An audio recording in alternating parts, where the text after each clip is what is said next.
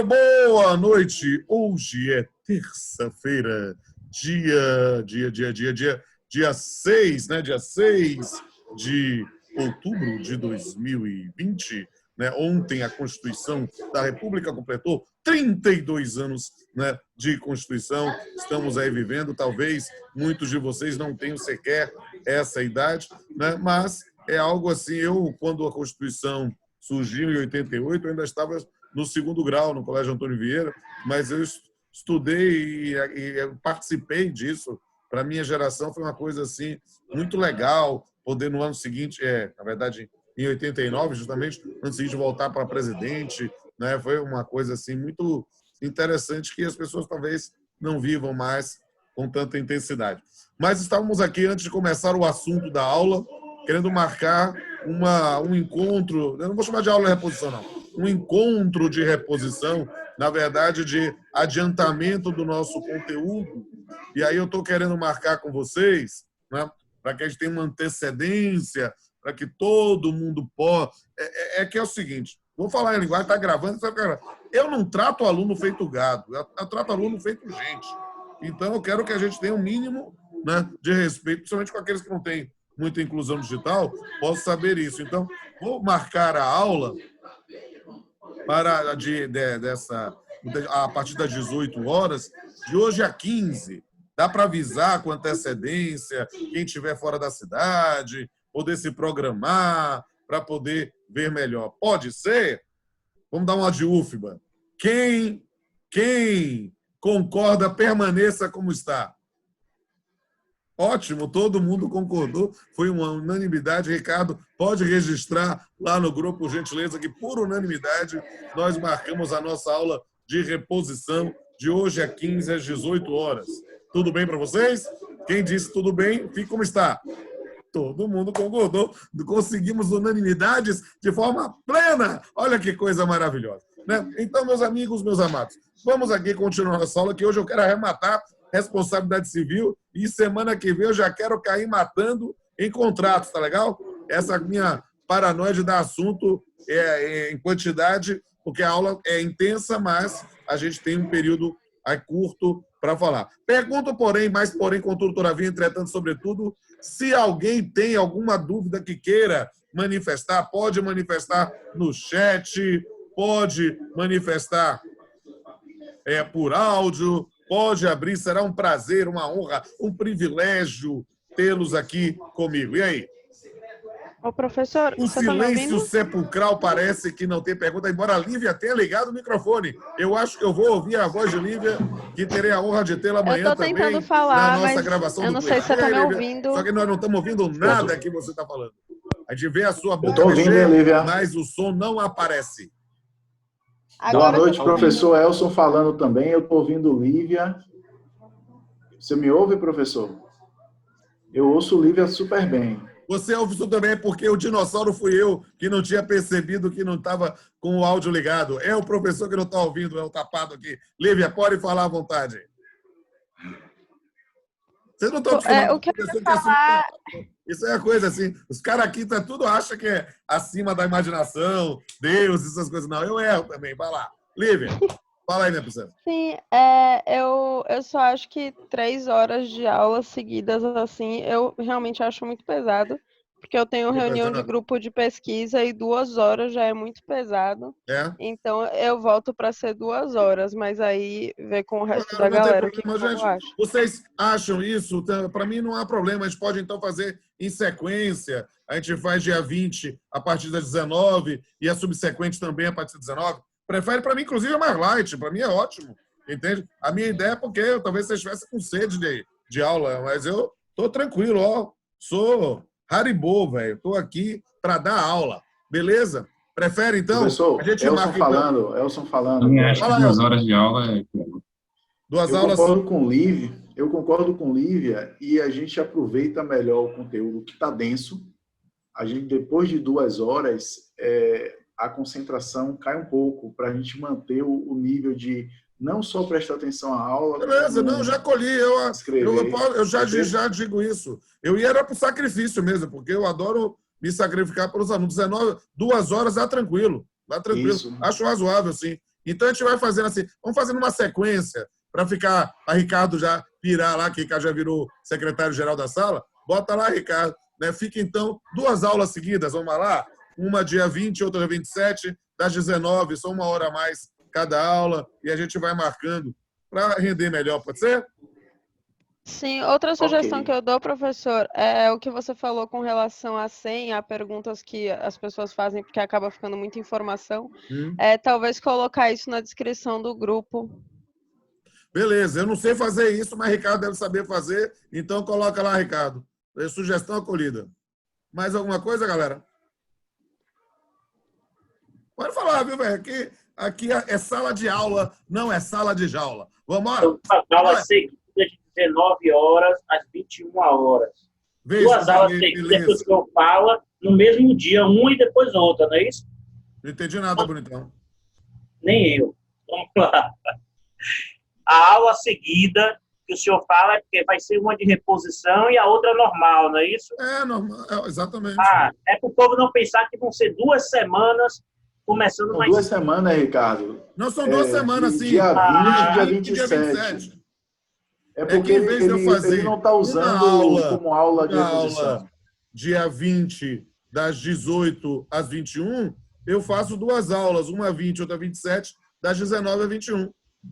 Acolhendo a sugestão de Lívia, endossada por Elson e por alguns que balançaram a cabeça aqui também. Né? Pegou legal? Elson botou, inclusive, no chat. No chat, isso aí. Beleza, Rei? Dúvidas? Agora que eu estou ouvindo todo mundo, estou aqui vendo Lívia, estou vendo Jada aqui também, que agora já sumiu a imagem, mas estará lá amanhã também. E aí, galera? Alguma dúvida que tenha ficado da aula anterior? Pegaram, analisaram? Não? Professor? Diga, meu amor. Eu busquei a sua aula passada no YouTube, eu não achei. O senhor vai subir Não, essa ela aula? ainda não entrou, não. Tá no upload ainda. Vai sair daqui a pouquinho. Obrigado. Beleza. Se quiser, ó, depois você manda um áudio para mim, que eu vou encaminhar para minha assessora. Eu vou dizer, ó, o pessoal tá cobrando, né? O pessoal tá cobrando, aí vai lá. Porque assim, eu boto lá no YouTube e aí depois eu peço pro João Glicério me ajudar e boto lá no AVA também. E vocês mesmos botam no grupo também. Beleza? Mais alguma dúvida?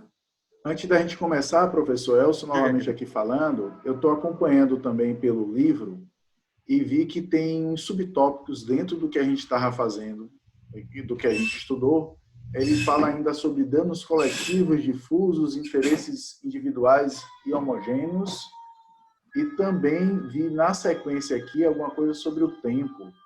Deixa eu ver aqui só o que eu estou... Certo. Formas de reparação.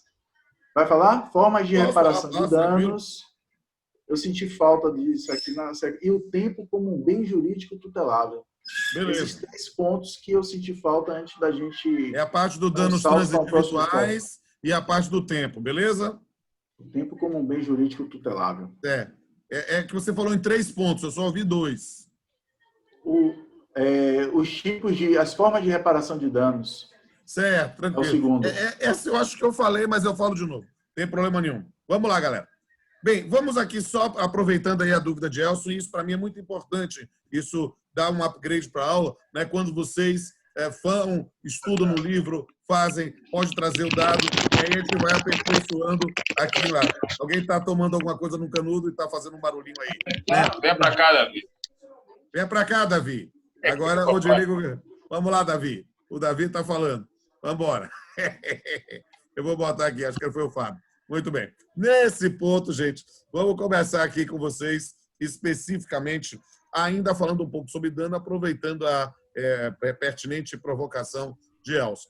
Perceba que, quando a gente fala sobre danos como elemento da responsabilidade civil, a gente pensa, muitas vezes, na concepção individual, né? Ao dano que eu sofri. Mas, muitas vezes, nós podemos também abrir os horizontes, né, para falar sobre o dano numa perspectiva transindividual, ou seja, que transcende o indivíduo, transcende o ser humano na concepção antropocêntrica individualista. Então, nós temos, notadamente, com o advento da Lei da Ação Civil Pública nos anos 80 e o Código de Defesa do Consumidor em 94, todo um sistema de tutela coletiva das relações jurídicas. E dentro dessa linha, é preciso compreender essa matéria. Por quê? Porque quando a gente fala de dano, a gente pensa numa lesão ao interesse juridicamente tutelado e a gente vai verificar se é patrimonial ou se é moral. Mas quando a gente pensa nesse dano numa perspectiva transindividual, a gente fica imaginando que direito da personalidade é esse, né? Que está sendo uma personalidade coletiva, e isso, na verdade, é toda uma construção decorrente de uma previsão legal específica. E, sem sombra de dúvida, o Ministério Público, em geral, e do Trabalho, o federal, o estadual, né, ele tem atuado muito nessa tutela coletiva, que muitas vezes os danos materiais ficam mais fáceis de visualizar, né? Quando a gente pensa, por exemplo, nesse período de pandemia, nas ações civis públicas que o Ministério Público tem ajuizado, né, na defesa dos consumidores em relação a mensalidades escolares ou algo do gênero, né? Mas nós temos também uma ideia de proteção a patrimônios, né, que não são de uma titularidade individualizada, nem sequer multitudinária, nem sequer de uma coletividade, mas sim é uma titularidade que é literalmente da sociedade. Quando a gente pensa, por exemplo, nos danos ambientais, nos danos ao patrimônio histórico, né, em que o Ministério Público atua tutelando isso. Então, para dar um exemplo baiano bem evidente, eu lembro muito isso logo no começo do Código Civil 2002, né? Não sei se o pessoal já foi lá naquela região, lá da Chapada, lá em Mucugê, que tem aquele cemitério bizantino lá, não sei se alguém pessoa conhece, tu que parece que conhece, não sei se outros aqui conhecem, mas é muito bonito, uma coisa assim, Lívia também. Então, na época, um candidato pichou o cemitério com propaganda política. E o promotor de justiça, na época, o processou não somente para reparar os danos patrimoniais de pintar toda a estrutura novamente, mas também, né, por danos morais difusos pela própria sociedade ter sido atacada em relação a isso. E a gente vê essa perspectiva, né, nessa atuação, né, muitas vezes numa perspectiva ampla. Para falar de um assunto absolutamente polêmico e com o qual eu tenho uma profunda rejeição, né, nós viram essa atuação aí do DPU, né, da Defensoria Pública da União, no caso aí da Magalu, né, do Magazine Luiza, né, nas ações do programa de trainee. Obviamente, eu não concordo de forma alguma com a iniciativa da DPU, se vocês me acompanham nas redes sociais sabem disso, mas a lógica do raciocínio é que ali teria havido uma violação a interesses transindividuais, a interesses difusos. Aí vai discutir o mérito. Para mim, é uma ação fadada ao fracasso, mas a demanda, a possibilidade da demanda está calcada justamente, Elson que sumiu aqui a imagem, mas está com o áudio aberto, né? Justamente nessa violação a um interesse difuso de outros grupos raciais ou algo do gênero. Então, é essa a ideia. Claro que a DPU se arvorou a querer dar um Ministério Público, não era a atuação dela. Eu tenho minhas dúvidas, até se do ponto de vista. Eu não tenho dúvida que provavelmente o mérito será improcedente, mas eu não sei se chega ao mérito. Acho que não sei se o Ministério, se a DPU tem nas suas atribuições essa atuação especificamente. Mas vamos lá, é uma discussão a priori que era do MPF, né? Ou do MPT, especificamente, porque a DPU resolveu ajuizar isso na Justiça do Trabalho, inclusive, né? Porque teria sido uma lesão difusa aos aspectos trabalhistas de outras coletividades raciais, né? Esse é um tema interessante. Foi ótima a pergunta de Elson. Por quê? Porque vocês podem, inclusive, quem sabe, fazer um artigo sobre isso. Acho que seria muito interessante, o pessoal que tem lugar de fala nesse ponto, refletir um pouco sobre a iniciativa lá do Magazine Luiza, Magalu, né? Quem quiser, eu fiz uns vídeos bem interessantes, modéstia à parte, né? Sou suspeito para dizer, mas eu achei tiveram uma boa repercussão, né? Comentando sobre isso, né? Eu faço parte de um projeto chamado Trabalho e Debate. Toda semana ele faz uma pergunta sobre um tema polêmico e semana passada quem respondeu foi eu, e foi justamente sobre essa questão dessa campanha, e aí eu trouxe meu posicionamento. Quem quiser conhecê-lo mais a fundo, dá uma olhada no meu Instagram. Beleza? Estão entendendo direitinho? Então, é preciso, explicando aqui para nosso amigo Elson, entender que a perspectiva da reparação dos danos, né, ela se dá não somente no campo individual, mas também nos chamados danos coletivos lato sensu, que vão envolver os danos difusos, né, os coletivos e os individuais homogêneos, que são expressões que são definidas, na verdade, no Código de Defesa do Consumidor. Beleza aí, Elson? Beleza? Faz um joinha aí para eu saber que você está acompanhando. Beleza. Né? Então, nesse ponto, é preciso também trazer uma referência. Individuais homogêneos. Ricardo, fala aí, porque eu não entendi nada. Danos individuais homogêneos. São as 3 modalidades de danos, né, que vocês aprendem lá em Código de Defesa do Consumidor, mas eu posso trazer aqui agora, né, que são os danos difusos, os danos coletivos e os danos individuais homogêneos. Os danos difusos, eles estão relacionados a uma situação de fato, né, e aí que você não tem uma titularidade individualizável, né? O exemplo mais fácil é um dano ao meio ambiente, né? Os danos coletivos se referem a uma relação jurídica. Então, você vai ter uma associação que tem a finalidade para isso.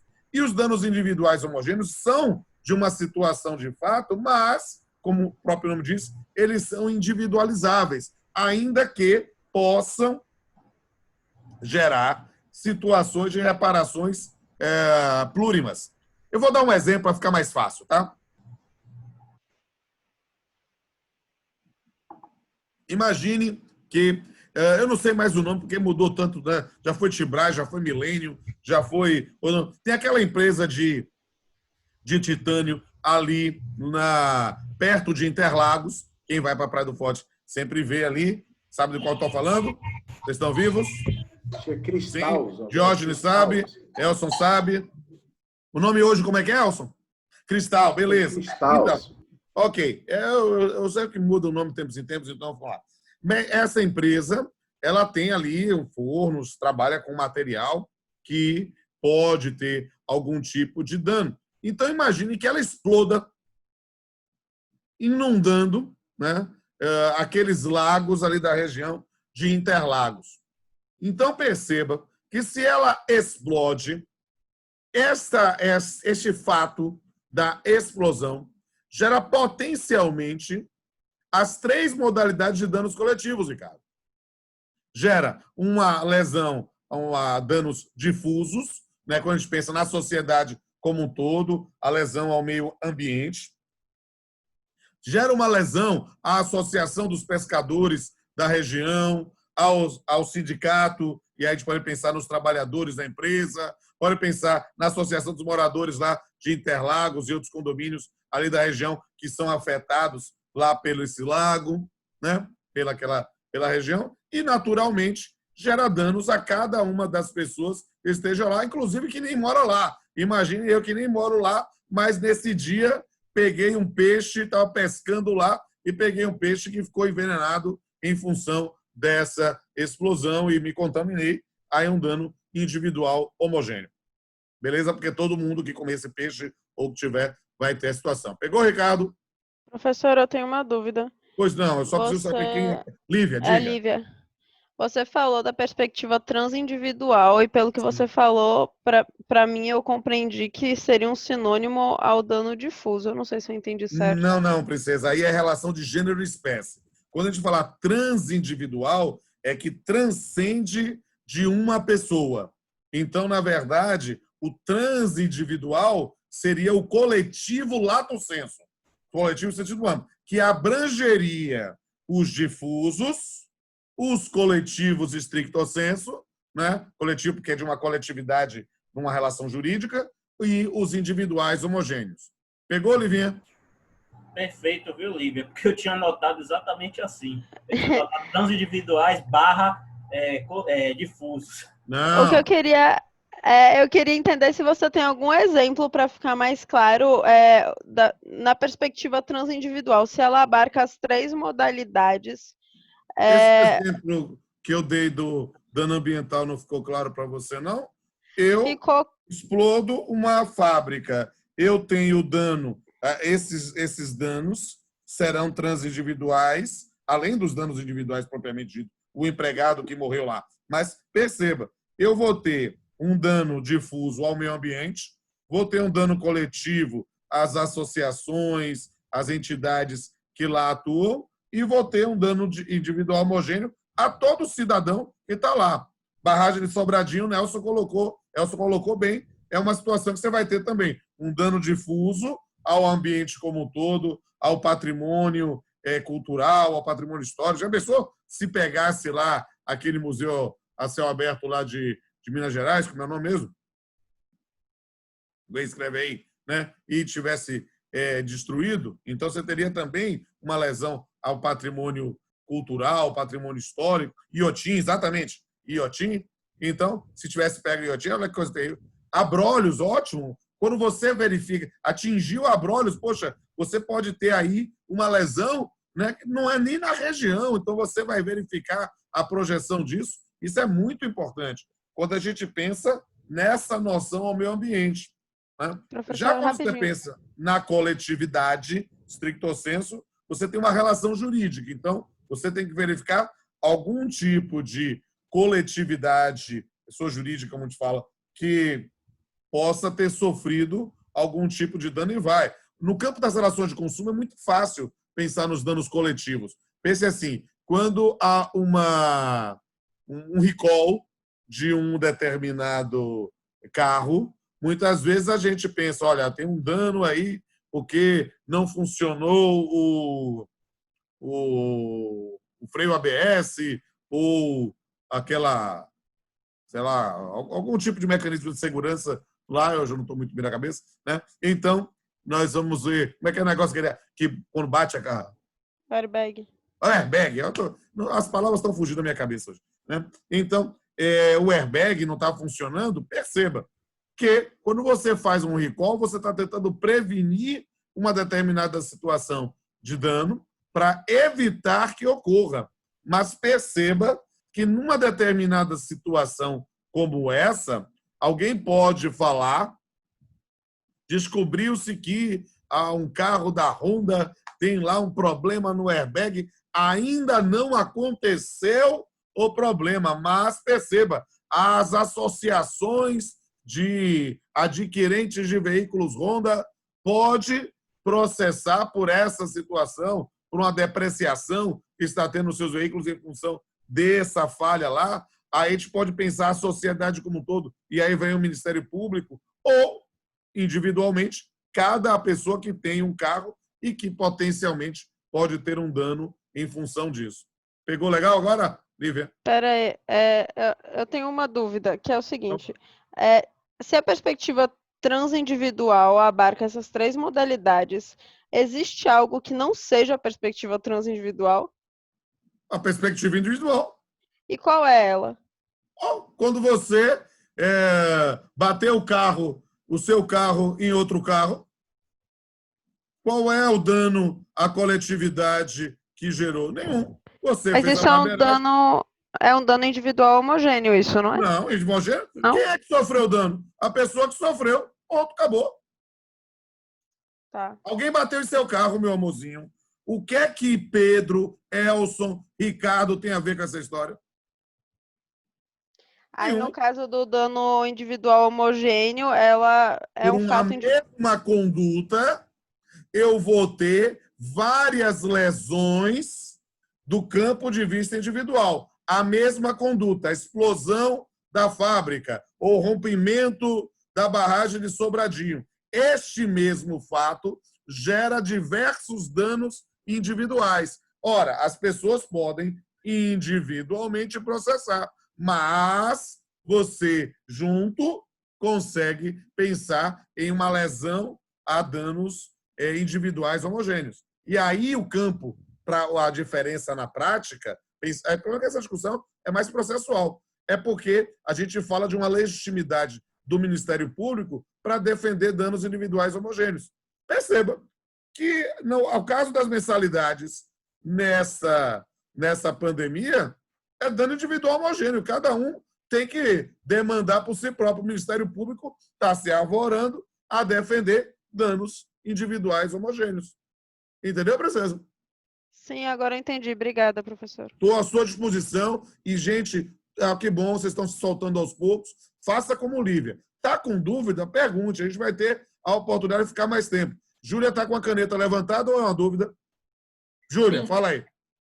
Naquele exemplo que você deu do recall, se os compradores, né, os clientes lá da Honda, por exemplo, eles não estão organizados em nenhuma associação, não tem nenhuma situação jurídica que una eles, aí seria, então, dano individual homogêneo, e não poderia dizer que é um dano coletivo nesse caso, né? Exato. Por quê? Porque, a priori, para os danos coletivos, são as próprias associações que vão defender, né? O Ministério Público vai fazer o quê? Numa situação em que já há os próprios sujeitos lesionados com autonomia podendo demandar. Entendeu, Júlio? Mas ao grande lance de explicar... Você te ligou a câmera, então, mas eu entendi que você falou obrigada, né? Então, nesse lance... É que eu fico lendo os lábios de vocês, é engraçado isso, né? Então, nesse ponto, ao grande lance de trabalhar com esses danos, né, transindividuais, é justamente porque eles têm todos uma causa comum. É uma determinada conduta, né, que gera danos em diversas esferas. Beleza? Alguma dúvida a mais? Alex, Ivan, Lucas, Diógenes. Só vou falar o nome de quem está com a câmera ligada. Ana Clara está com a foto, não adianta. Jada também aqui. Jada está lá amanhã. Rogério também está com a foto. Então, aí, eu só pergunto quem está aparecendo. Né? Muito bem. Lucas também está paradinho, mas eu sei que é ele mesmo. Muito bem. Paloma também. Levanta aí a mão. Ó, Paloma. Fala assim, ó. Assim, para eu poder ver que vocês estão vivos. Muito bem. Vivi Falcão agora ligou para lá com as pirâmides. Eu não sei se são as pirâmides ou assim ao fundo daquele CD The Number of the Beast do Iron Maiden, parece, né? Não lembra assim um pouquinho? A coloração lembra bem um pouquinho assim. Hoje é um dia triste, vocês sabem, né? Estou absolutamente triste, perdi uma referência musical fantástica hoje, né? Que é o Ed Van Halen, morreu hoje, né? De câncer. E aí, mas vamos lá. Nesse ponto, vamos voltar aqui para trabalhar. Jane entrou no ar também, que bom. Seja bem-vinda, querido. Então, nesse ponto, eu vou falar também, porque Elson pediu a provocação, né, sobre os modos de reparação. Isso, na verdade, é uma questão mais minha homenagem a Orlando Gomes. Né? Por quê? Porque Orlando Gomes, como vocês sabem, foi um profeta do direito civil, um maior nome da história da nossa faculdade, né? Assim, o préstimo dele, talvez só Calhoun, alguma coisa assim, Ademar Balieiro, alguma coisa assim. Mas Orlando é insuperável. Né? E Orlando, né, ele morreu em 88, ele não viu a Constituição viva, né? E aí, nesse ponto, ele tinha uma tese muito interessante sobre a ideia das formas de reparação. Reparação como gênero, em que se dividiriam em compensação e indenização. A expressão indenização para Orlando Gomes deveria ser utilizada só e somente só para reparações de natureza material, patrimonial, quantificáveis, com correspondência pecuniária direta. E quando nós não tivéssemos uma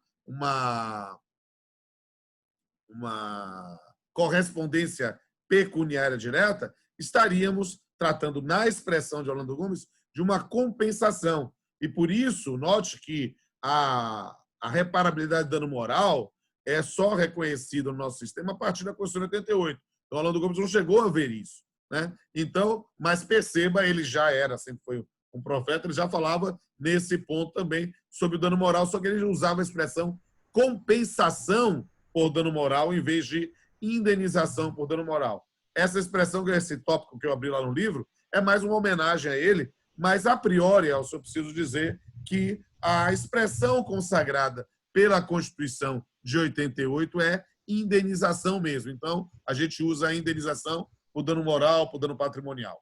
A expressão reparação é utilizada no sentido de uma sinonímia com indenização, mas também ela tem uma perspectiva mais ampla. A gente fala de reparação histórica e não necessariamente pecuniária, né? Então, a gente pensa em outras modalidades, né, de resgate, de aspectos relacionados ao passado, então, e que estamos vivendo a repercussão disso hoje. Então, a gente fala muito sobre reparação a negros, reparação a mulheres, reparação à comunidade LGBTQ+. Então, tem muitos aspectos nesse sentido que não se limita ao aspecto pecuniário. Mas, comumente, no nosso dia a dia, a gente usa reparação como sinônimo. Ricardo? Agora, sim, não tem um aspecto pecuniário, mas a indenização por dano moral, ela acaba sendo através do dinheiro. Ela é a modalidade mais comum e, na verdade, as pessoas acabaram não desenvolvendo muito isso no Brasil, é que a reparação por danos morais acaba sendo só uma indenização, mesmo um valor pecuniário. Mas perceba, querido, quando você estuda em livros que tratam sobre dano moral, inclusive o meu, eu escrevi sobre dano moral muito antes de escrever meus livros sobre direito civil, minha dissertação de mestrado, vocês talvez não eram nascidos, em 97, foi sobre dano moral, né? Mas, nesse ponto, o que é que eu preciso dizer para vocês? Que a ideia da reparação in natura é algo que a doutrina sempre viu com bons olhos, mas a prática jurisprudencial praticamente desprezou, né? Pare para pensar. Uma vez, um grande amigo meu, que é professor da Universidade Federal de Alagoas e também do programa de pós-graduação da Federal de Pernambuco, que é o Marcos Errar, um rapaz jovem, deve ter uns 40 anos, né, no máximo, né? E ele é professor de direito civil, ele fez um grupo de pesquisa para analisar os efeitos jurídicos do pedido de desculpas. Vocês pararam para pensar que a gente tem uma sociedade que tem todo um sistema de trabalhar o Código Civil, de pensar em boa-fé, de pensar em função social, mas pedido de desculpa na prática acaba sendo só utilizado como o quê? Como confissão do fato. A gente fala de ética, mas a gente não aceita pedir desculpa. Pedir desculpa para a gente é, na prática, um aspecto marqueteiro. Era isso que eu ia perguntar, professor, porque no caso, a gente tem o costume de... Quando vocês falarem, lembrem que tem gente pra caramba na sala, eu tenho que ficar procurando aqui no Mosaica. Jane, né? Fala aí, princesa.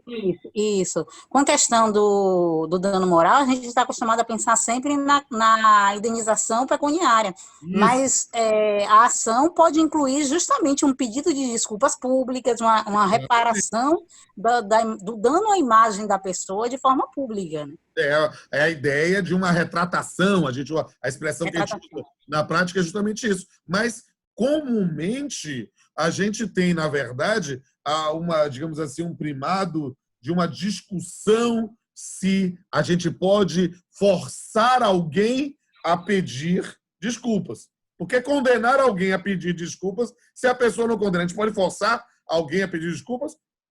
Ou, no máximo, mandar publicar a sentença que diz da retratação, né? Que admite o que faz cidade. Quando você tem uma retratação de conduta, é alguma coisa complicada. Perceba até, eu não estou querendo falar isso para não ficar um discurso monotemático, mas voltando novamente à questão lá da Magalu, né? A gente tem uma concepção, claro que isso depende da nossa formação ideológica, de uma dívida histórica com os negros, toda essa questão. Mas perceba, a própria resistência na sociedade em relação a isso é um negócio complicado, né? A gente precisa, às vezes, enfrentar com essa perspectiva crítica. Aí você, não, então fixa um astrente, e para fazer isso, a ideia da liberdade de expressão é uma coisa complicada. Na verdade, não é uma coisa que resolva da noite para o dia, mas sem sombra de dúvida, Jane, acho que sumiu Jane, né?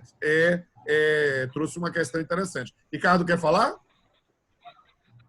Não, é que às vezes vocês coçam o nariz, parece que vocês estão levantando o dedo, aí eu fico assim, sem saber. Diga aí, gente.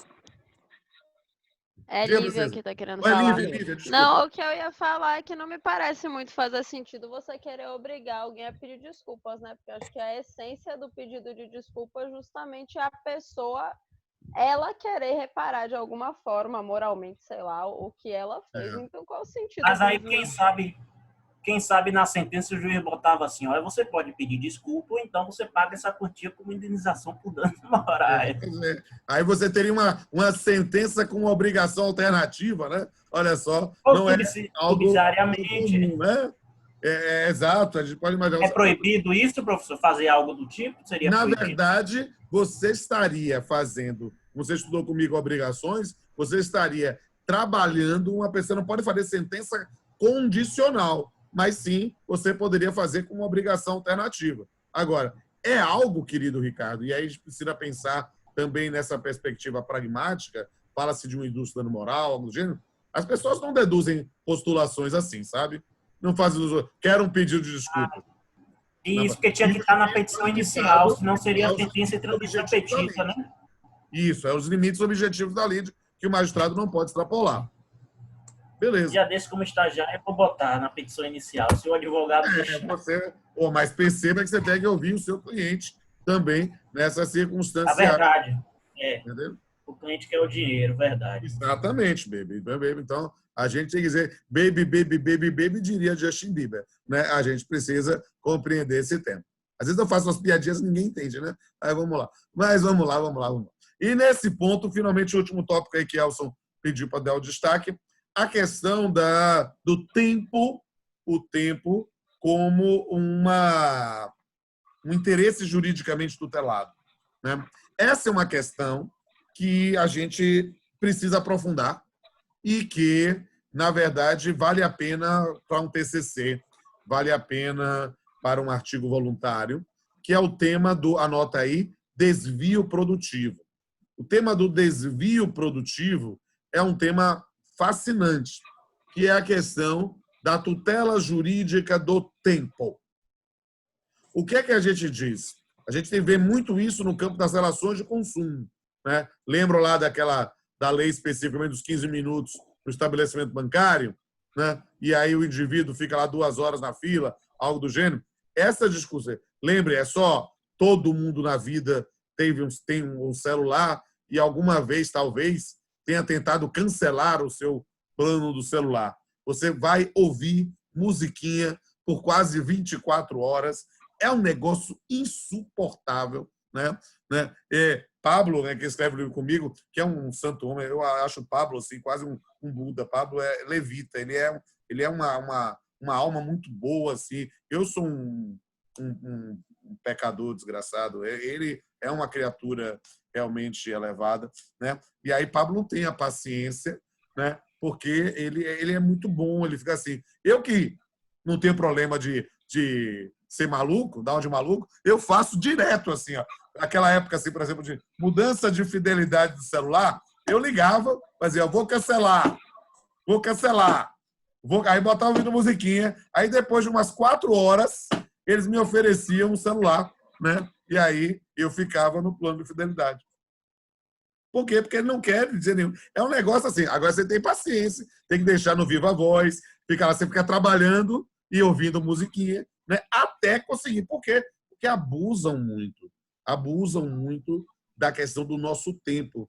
Ou então até a ligação cair, né? A ligação. Não, mas eu sou o chatinho que anota assim, o protocolo, sabe aquela coisa assim? Eu faço tudo. Quer uma dica interessante quando você quiser uma reclamação? Vou dar. É claro que isso é coisa de gente maluca como eu. Né? Imagine, você quer fazer uma reclamação contra a sua operadora de celular. Né? Aí o que acontece? Você vai, atendido, faz lá. Não vão resolver. Sabe o que tem que fazer? Ligar e ficar falando.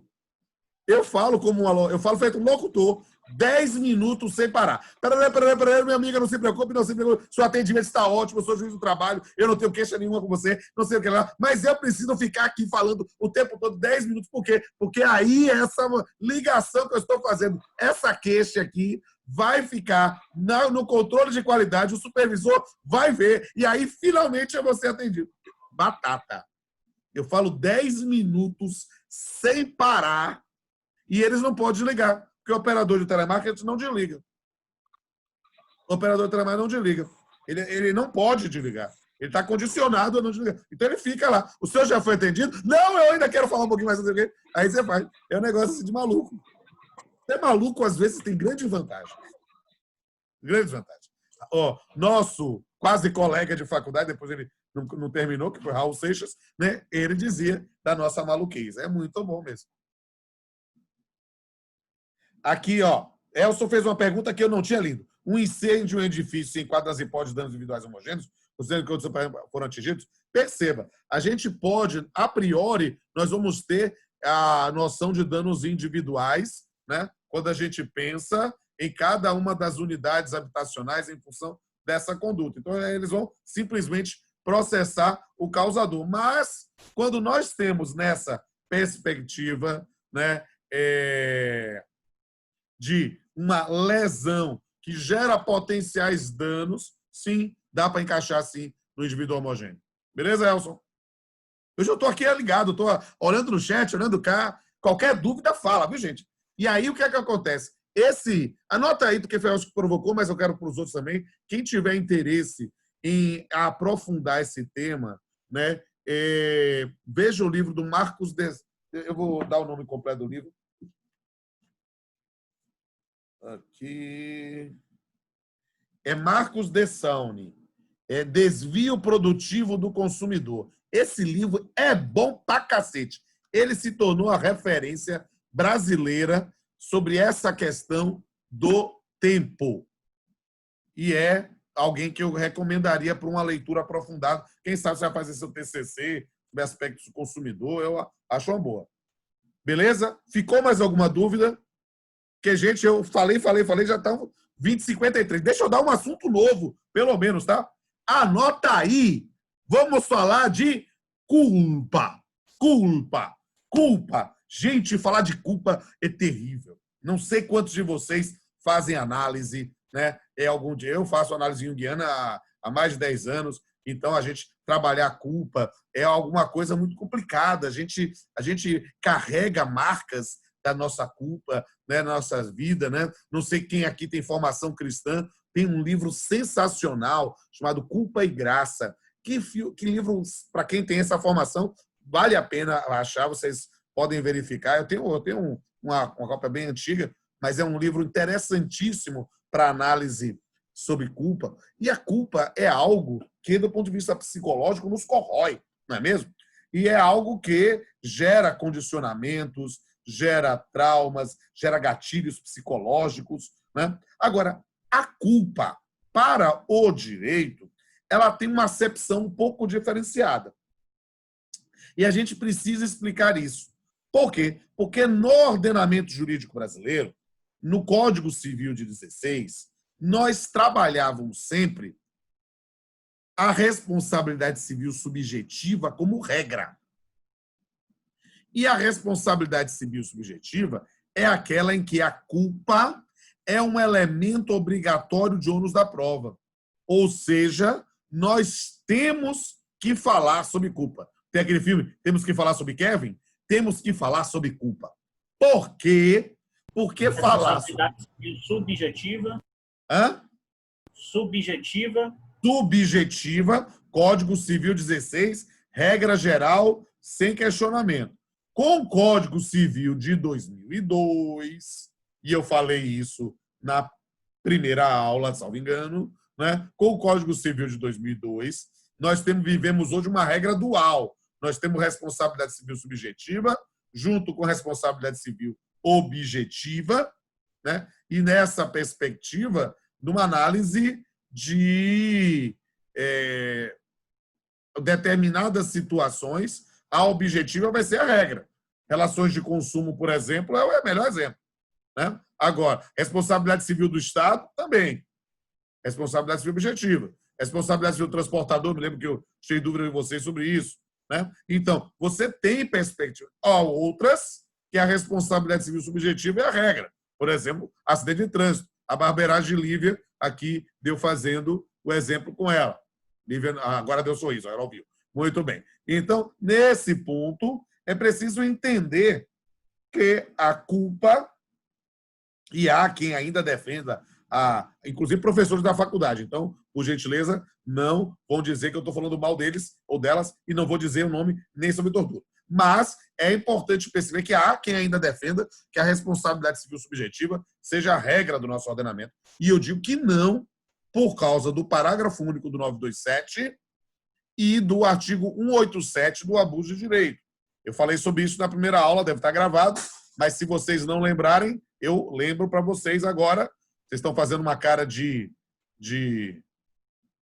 Júlia com a mão na cabeça, assim, parece assim, meu Deus, o que é que eu estou fazendo aqui? Né? Então, vamos lá. Eu fico olhando para vocês, eu adoro as câmeras ligadas, porque aí eu fico olhando para vocês. Eu sinto falta de gente, né? E aí, o que é que acontece? Tudo isso ele falou sobre imprescindibilidade ou não de culpa. Só que a gente não disse o que é culpa. Parágrafo único do artigo 927 e o dispositivo 187. Camila já está nomeada minha monitora voluntária. Ótimo. E aí, o que é importante você vir aqui, né, é, nesse ponto, falar sobre culpa. O que é culpa? O que é culpa? Então, se eu pergunto... pega lá embaixo, né? O que é culpa? Culpa é... Anota aí. Se eu pergunto na sala assim, se eu fosse aula presencial, eu dissesse assim, o que é culpa? Eu dou minha cara a tapa se Ricardinho aqui não gritasse na hora. Negligência, imprudência, imperícia. Ele ia dizer isso na hora, eu tenho certeza. Né? Aqui o pessoal está tímido por causa das câmeras. Mas negligência, imprudência e imperícia são modalidades de culpa. Mas eu não pergunto o que é time de futebol e você me responde o glorioso Esporte Clube Bahia, mesmo jogando mal pra caramba, mesmo perdendo uma fase terrível, esse é o time, ou o vice. Porque o Bahia ou o vice são exemplos de time de futebol. Eu estou perguntando o que é.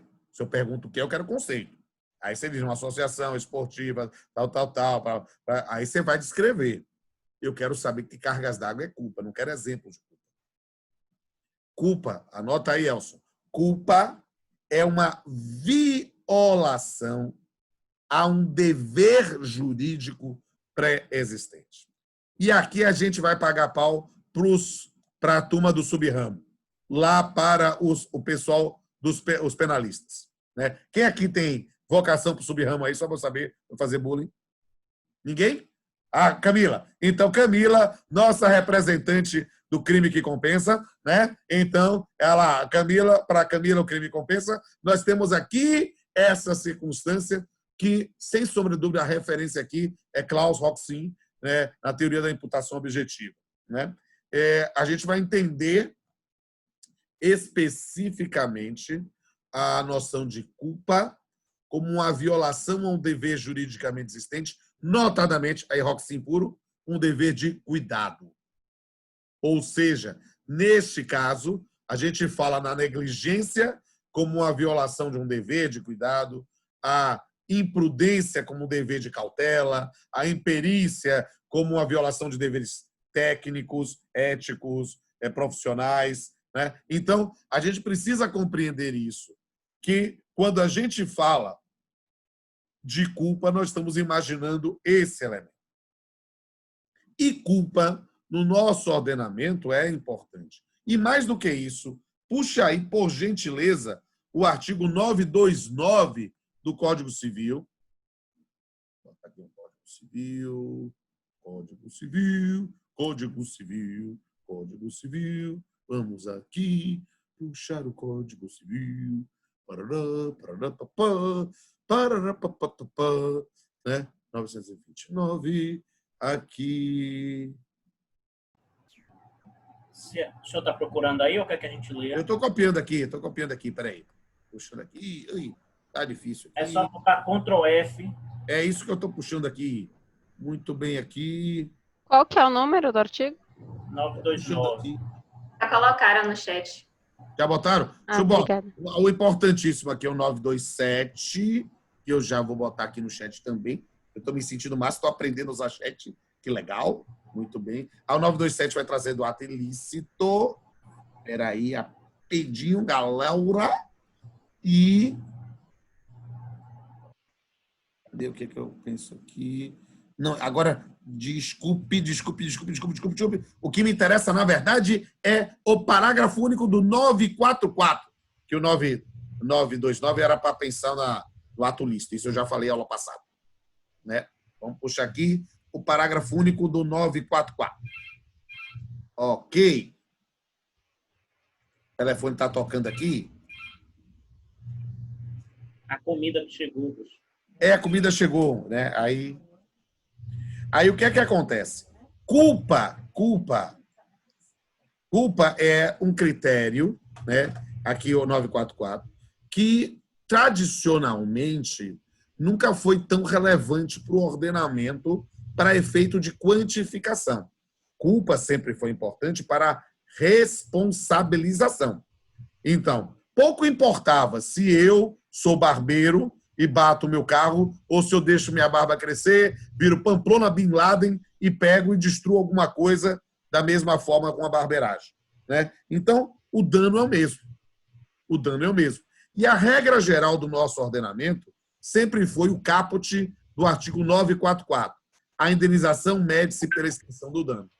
Todavia, o Código Civil de 2002 trouxe um dispositivo muito interessante, que é o parágrafo único.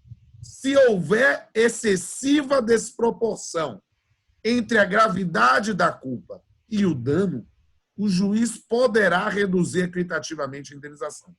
Esse parágrafo único é um dos dispositivos mais massacrados, maltratados, xingados do Código Civil pelos professores de Direito Civil. Por quê? Porque ele traz, para o efeito de quantificação, uma gradação de culpa, que nunca foi algo muito relevante para o nosso ordenamento.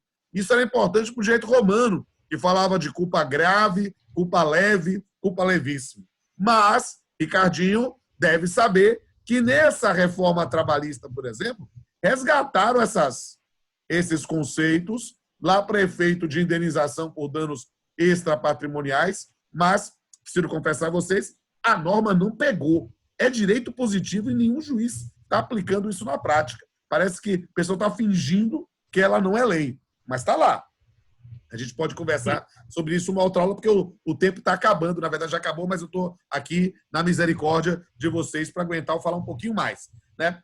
Porque o que a gente precisa entender é que culpa é um elemento da responsabilidade civil, é um elemento obrigatório na responsabilidade civil subjetiva, mas ele é facultativo no campo da responsabilidade civil objetiva, trazido muitas vezes pelo réu para pensar em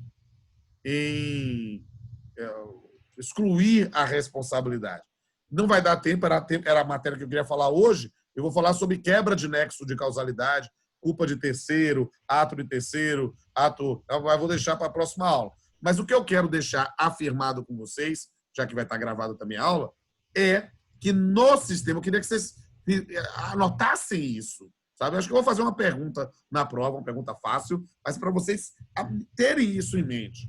É que no sistema do Código Civil de 2002, nós não estamos mais vivendo uma ideia de responsabilidade civil subjetiva como regra e de objetiva como exceção. Nós vivemos, a expressão não é minha, mas de Gustavo Tepedino, uma regra dual, de paralelismo da responsabilidade civil subjetiva com objetiva. E onde a gente vê isso? Nesse parágrafo único do artigo 927. Lembra que eu falei do Benjamin Parker na primeira aula? Estão lembrados disso? Alguém estava vivo? Pedro lembra, Elson lembra. Então, a ideia de grandes poderes e grandes responsabilidades, no parágrafo único do artigo 927. Haverá obrigação de reparar o dano, independentemente de culpa, nos casos especificados em lei ou quando a atividade normalmente desenvolvida pelo autor do dano implicar, por sua natureza, riscos para os direitos de outro.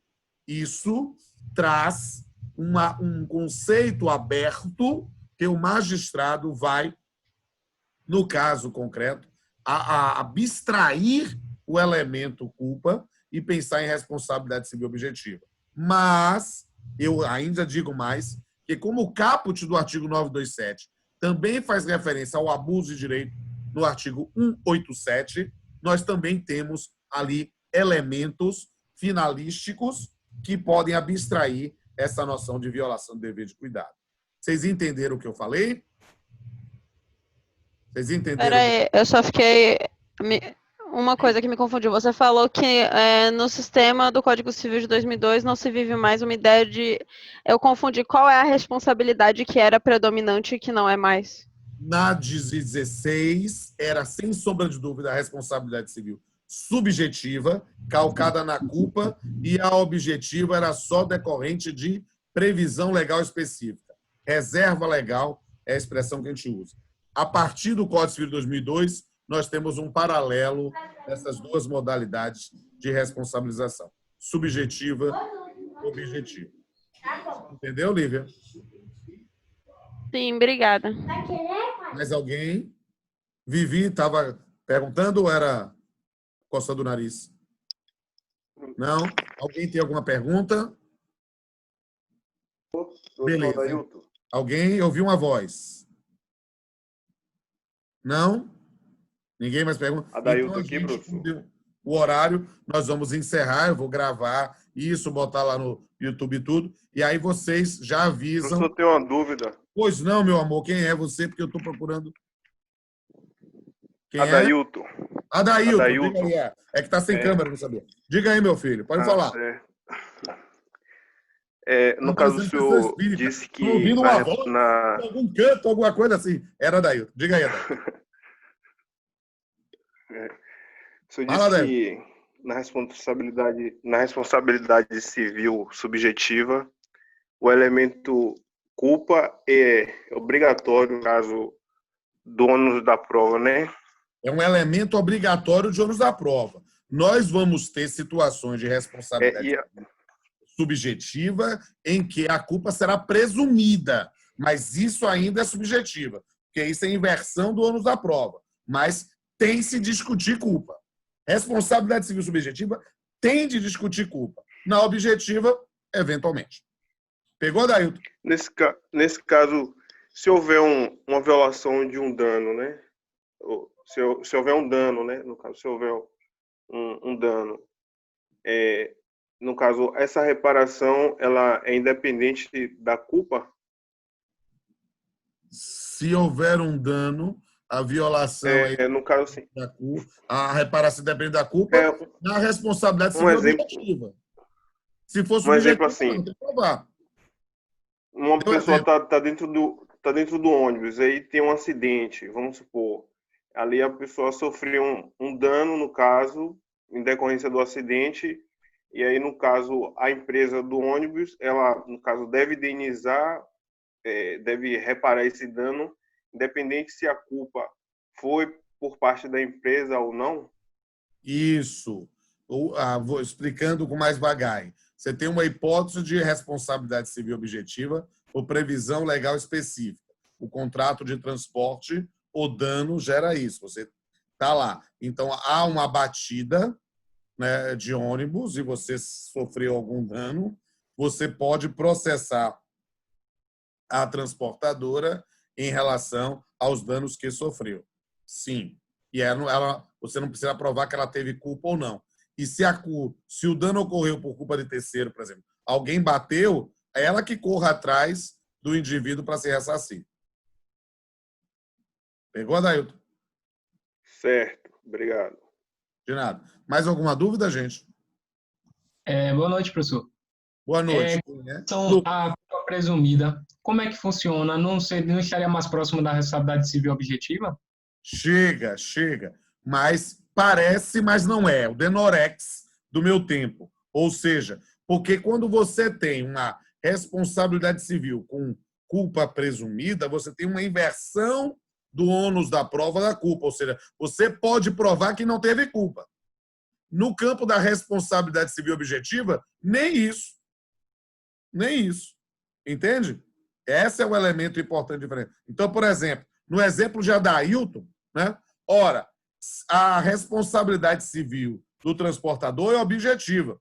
Ela não adianta ela provar que foi alguém que bateu no ônibus. Não, ele vai ter que responder, ele que vai correr atrás de quem bateu no ônibus para se ressarcir desse dano. Agora, numa hipótese de responsabilidade civil subjetiva com culpa presumida, por exemplo, uma prestação de serviços sem ser relação de consumo. Então, eu contrato Ricardo, que agora resolveu ser DJ, para fazer uma festinha. E acerto para Ricardo tocar lá na minha festa. E no dia, Ricardo não vai. Ora, ele se obrigou a ir, não foi, eu processo o Ricardo. Ricardo vai ter de provar, né? Há uma presunção de que Ricardo foi culpado, porque ele se obrigou a ir. Ele que vai ter que provar que não teve culpa, que deixou de ir porque foi vítima de um sequestro relâmpago, ele estava doente, alguma coisa assim, estava no hospital, estava internado. A prova é toda dele. Eu só tenho que provar que eu tinha um contrato com ele e ele tinha que estar lá. Não foi, presume culpado. Pegou, Lucas? Alguém mais? Outra dúvida, professor. Outra coisa, com relação, só uma questão rápida assim, com relação à avaliação. O senhor tinha dito que pode fazer um artigo, como é que funciona isso? Na verdade, eu topo, eu acho isso uma forma legal, né? Aí eu tenho passado, não passei hoje, né, ideias para fazer artigos, e aí se você quiser fazer um artigo, né, sobre um tema que eu tenha definido em sala de aula, e aí a gente estabelece um prazo, a gente substitui a prova, mas quem não quiser, aí a ideia é que entregue na semana anterior à prova, né? Para que não fique como um substitutivo, né? E aí apresentou, estou liberado, aí eu já entrego a questão antes. E quem não fizer, faz a prova objetiva no dia. A gente pode conversar e especificar melhor, que a gente não tem muito tempo hoje aqui, né? Mas a gente pode. Vocês preferem fazer artigos do que fazer prova? Tanto faz para mim. Preferem? Então, eu vou elaborar melhor isso, eu jogo lá no grupo e a gente conversa mais. Pode ser? Aí eu vou precisar que vocês mandem para mim por e-mail, essas coisas assim, porque a gente fatalmente não vai ter retorno presencial. Beleza? Fechou? Então, a gente se encontra na próxima aula. Espero que tenham gostado. Foi eu me sentir a Xuxa. Foi muito bom estar com vocês, muito bom brincar com vocês. Né? A aula... Ótima noite. Boa noite, colegas. Diga aí. Tchau, Jada. Boa noite. Foi Jada que falou. Tchau, boa noite a todos. A gente se encontra amanhã no clipe e vocês todos vão ficar com inveja deles dois lá. Eu vou me vestir engraçado. Boa noite, gente. Vai ser legal, vai ser legal. Desejo sorte, professor. Boa sorte. Amém. Vai dar tudo certo. Em nome de Jesus. Boa sorte aí. Boa tarde. Amém. Vai dar tudo certo. Tchau, boa noite. Tchau. Boa noite a todos e todas. Professor, as aulas de reposição vão ser gravadas também, né? Hã? Vão, Jorge. As aulas de reposição vão ser gravadas também, né? Tudo. É porque tem que fazer, Eu facilitar. tenho 3 aulas, 3 matérias, aí vou ter que pegar o áudio depois, pegar o vídeo. Tá, mas bate com o horário, Infelizmente, aí não vou poder assistir. Bate o horário. Na Eu quarta-feira. tenho 3 bate? aulas, eu tenho aula de 6h30, a sua é a última para mim. Ah, entendi, desculpa. E chega num choque. A segunda eu tenho um choque com a primeira e tenho um choque com a sua também. Mas aí você entra no meio e 10 vê a 15 minutos, Tranquilo, Isso, não tem estresse isso. comigo. Tá joia. Vai lá, meu velho. Joia. Deus abençoe. Ricardinho, um abraço, meu irmão. E aí, Diógenes? Tudo bom? Um abraço, irmão. Abração, querido. Vou Tchau, encerrar tchau, aqui tudo bom. a gravação.